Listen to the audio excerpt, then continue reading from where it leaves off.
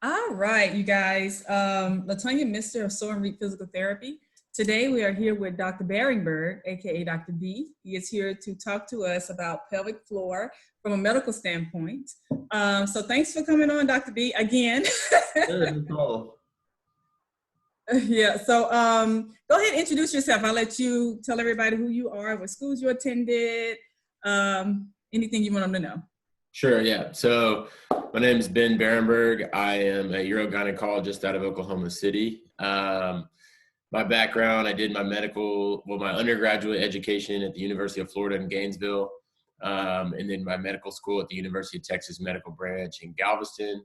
Was blown around by a few hurricanes while I was down there and decided I was going to leave the coast for a minute. So I went to Chicago and did my residency program in OBGYN at Loyola University in Chicago. And then from there, landed in Oklahoma for my fellowship in urogynecology, which I completed in 2016. And while I was here, met my wife and her family's here. And so now I'm stuck in Oklahoma, which is a good thing. Been good to me. And I'm in private practice here at Optimal Health Associates in Oklahoma City. Okay, yeah, and you and I, we worked together at OU Physicians. That's where we met. I think you were in residency when we met. Yeah, All yeah, those years ago. I can't even remember how long ago. So yeah. you are a urogynecologist. Mm-hmm. And so what is the difference between a urogynecologist and a regular gynecologist? So a general OBGYN is a physician that does a 4-year residency program in obstetrics and gynecology. So they take care of the whole plethora of things, women's health, from preconception counseling all the way to end of life care for women, things of that nature. Urogynecology is essentially a subset of that. So I don't do any of the baby side of things anymore. It's more dealing with the results of pregnancy with regard to the mom. So we focus primarily on the pelvic floor and the lower urinary tract. So we're talking things like birth injury, pelvic organ prolapse, urinary incontinence, fistulas, essentially anything that would need pelvic floor reconstruction. That's really what we focus on. And then another big part of my practice is cannabis medicine and hormone replacement therapy. Okay, okay. So why did you choose urogynecology of all the other areas you could have went into? Yeah, I get that question a lot. My dad is an GI doctor, so he does butts and guts.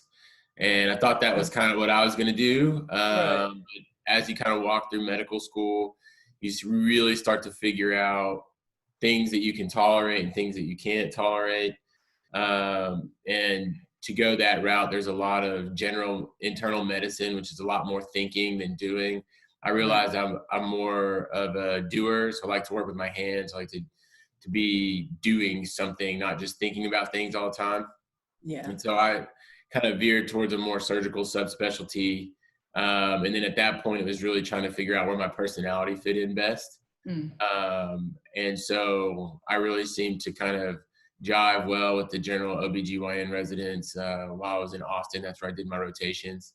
And then from there, when I started my residency program, I was at a really Urogyn heavy residency program. And my mentors there it just felt natural. So I knew I wanted to do something surgical. I didn't want to do something cancer related. Right. And this seemed to fit the bill, and became more and more interested, started doing research. And from there, it just kind of blossomed into the practice that I have now. Gotcha. Okay, so why should a patient be referred to urogynecologist versus, the OBGYN or regular gynecologist? Sure. So usually first touch for most women is through their general OBGYN. They function primarily as a primary care doctor, and they tend to walk women through the first couple of babies or all of their babies or whatnot. And then from there, a lot of times general OBGYNs will continue to follow that woman for their annual wellness checkups and things like that. Where I tend to start getting lots of referrals or patients coming in is if they've had a traumatic delivery, where, they think they need some sort of reconstruction, or they're having symptoms that are a result of that, either feeling like the pelvic organs are falling, or they can't control their bladder or their bowels effectively. That's primarily when I get a majority of my referrals. Okay, okay. So do patients have to see their primary doctor first to see you guys? I think it depends on the state, Okay. your insurance program. So in my clinic, women can call directly if they see me on advertising or whatnot. Because I'm still in Oklahoma, I think we're still considered somewhat primary care because of the obstetrics gynecology background. Other states and other practices will require a referral in. A lot of times, academic practices will require you to be referred by another OBGYN or a general medicine doctor. Okay. And do you guys treat male or men with pelvic floor issues at all? So most Urogyns do not treat men with pelvic floor issues. The one space that I have treated men is with fecal incontinence, primarily because the anatomy and physiology is no different. When it comes to bladder issues, I tend to refer those people to urologist or someone who has more of a male focus. There's more things in play like prostates and things like that that need to be evaluated. The only other thing I do with men is hormone replacement. Okay, I didn't know men do that, hormone replacement, but I guess, I mean, they do have hormones, so. Okay, so let's discuss a few conditions that, and this is not a total list, you guys. So pelvic organ prolapse. When I tell ladies about pelvic organ prolapse, they look at me like, our bodies can do that? Like, and I'm not gonna lie, when I first got introduced to pelvic floor physical therapy, I was myself shocked that our bodies, it's like our female hernia. So you wanna go into details about pelvic organ prolapse? Sure, yeah. So if you think of the pelvic floor, there's something called the boat model, which the University of Michigan really pushed, I don't know, 10 or 15 years ago. So if you imagine the uterus is a boat, the pelvic floor muscles are the water that keeps the boat afloat, and then the ligaments and tendons or the connective tissue is the rope that keeps the boat tied to the dock. If you have failure in any of these things, the boat will sink. So if the pelvic floor muscles are deconditioned, you can lose the water and the uterus sinks. If the uterus gets too big or damaged or fibroids or whatever, in theory, that could weigh down the uterus and it could sink as well. And then if you get stretching of the ligaments of the deep pelvic muscles and organs from delivery or whatnot, as you can imagine, the rope that's holding the boat to the dock is now loose. And so the orientation of the pelvic organs in the pelvis shifts and things can fall. And so we see that quite a bit. That's probably, I don't know, 60% of the referrals I get are for pelvic organ prolapse. It's super prominent. As far as how bad it can be, there are 4 stages. Stage 1 is not necessarily worse than stage 4. It's just an objective way for me to communicate with another healthcare provider to tell them what's going on. Right. So some women with stage 4 won't have any symptoms, and some women with stage 1 is driving them nuts. Gotcha. And then there's all kinds of therapy. There's everything from those that have, just symptoms of bother. A lot of times pelvic floor physical therapy will relieve that. Other times we can do non-surgical therapies such as pessary device, which is like a silicone ring, kind of like a diaphragm that goes in the vagina to hold everything up, all the way to surgery, both reconstructive surgery and obliterative surgery. Reconstructive surgery would be maintaining the orientation of the vaginal canal, keeping the vaginal length, and putting everything back where it needs to be. Yeah. Versus obliterative surgery, which is usually maintained for those, it always is really maintained for those women that aren't sexually active, that are later in life, that have more comorbidities that make surgery more risky. So you can actually close off the vaginal canal to keep the vagina and the uterus from coming down. Okay. And another condition, interstitial cystitis, which is AKA painful bladder syndrome that some people deal with. You want to go into details about that? Yeah, that one's a tough one. So as far as what causes chronic bladder pain syndrome, we're not 100% certain.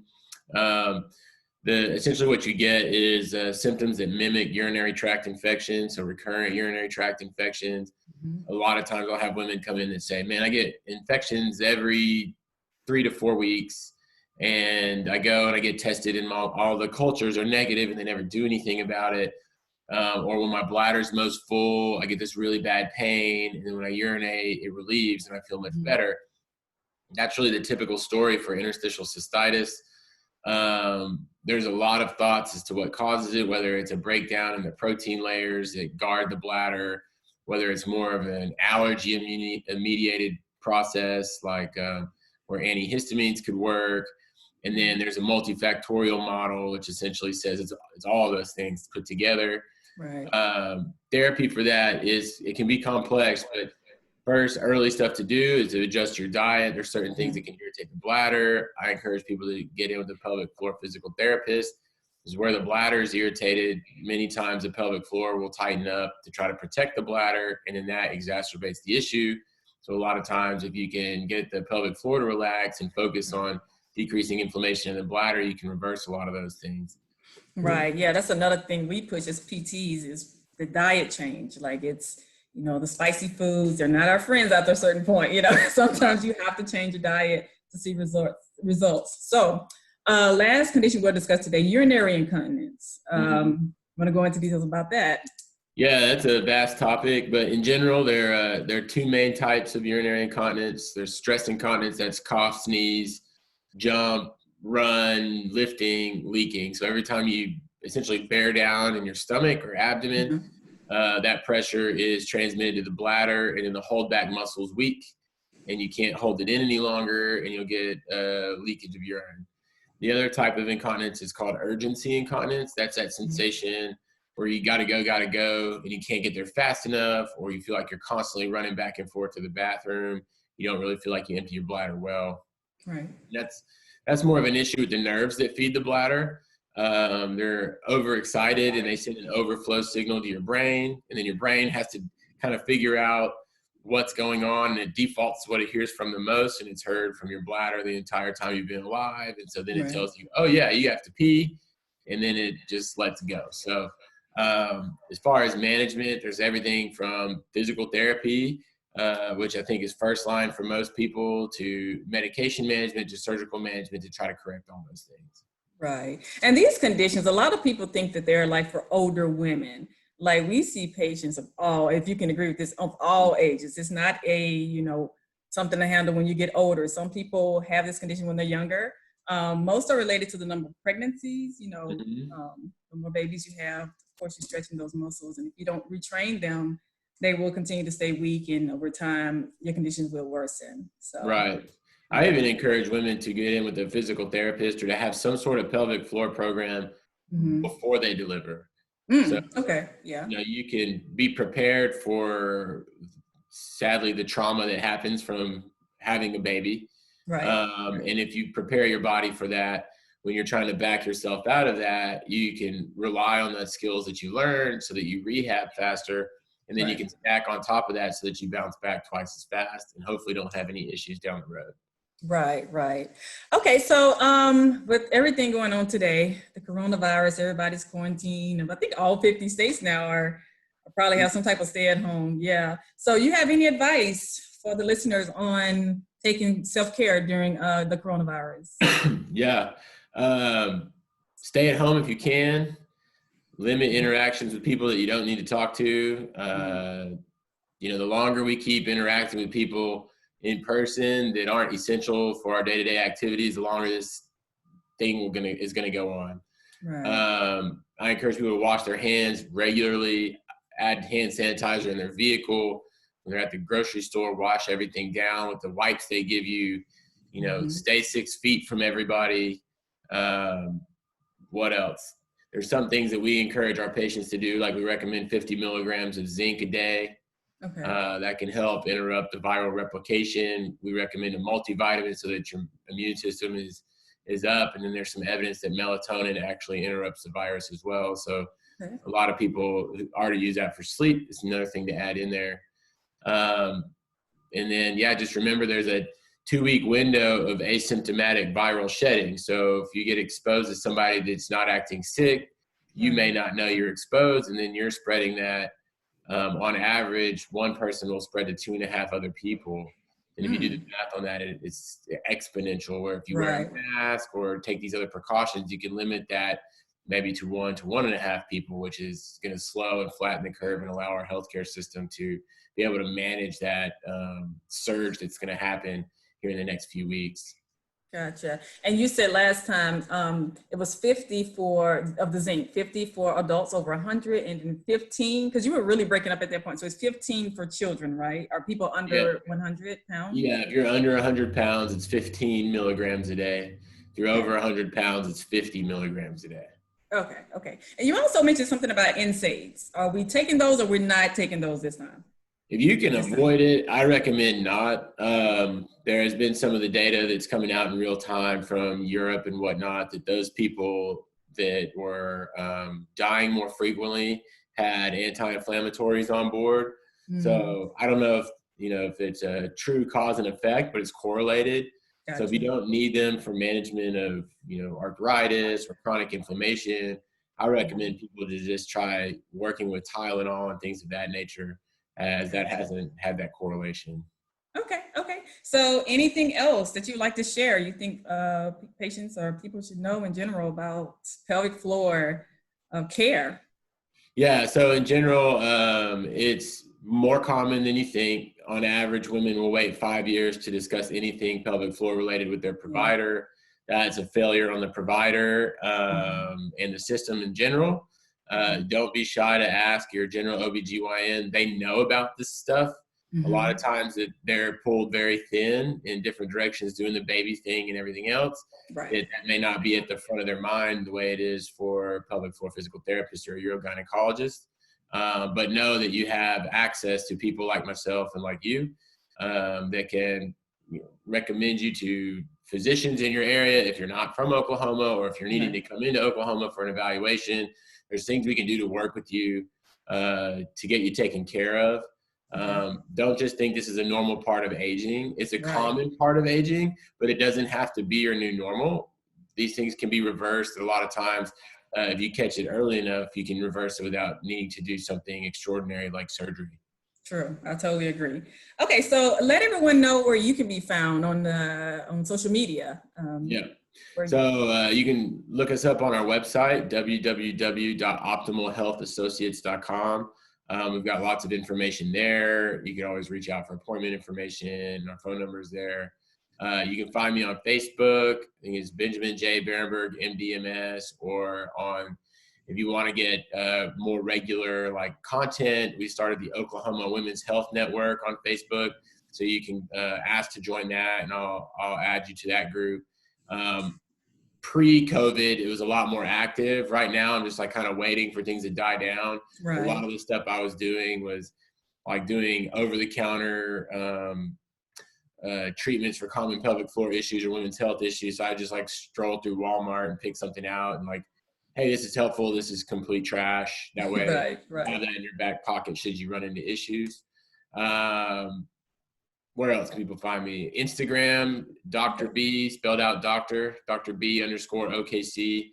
I try to post videos there too. Content, there's good products out there, like the Lady Patch or the Snapback app. And so I'm really trying to get that